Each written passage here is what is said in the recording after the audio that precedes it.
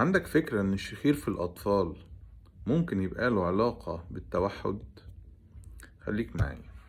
عملوا دراسة على أكتر من 10,000 طفل على مدار 4 سنوات، لقوا فيها إن كل ما الطفل ابتدى في الشخير في سن مبكرة، كل ما الطفل سمعه بيتقل وهو بردان، كل ما الطفل عنده مشاكل في الجهاز التنفسي العلوي، كل ما الطفل سمعه تقيل بشكل عام، ده ممكن يدخله في توحد. وده يعمل لنا ايه بقى؟ هيفيدنا في ايه؟ هيفيدنا ان احنا نقدر بدري بدري نبتدي علاج.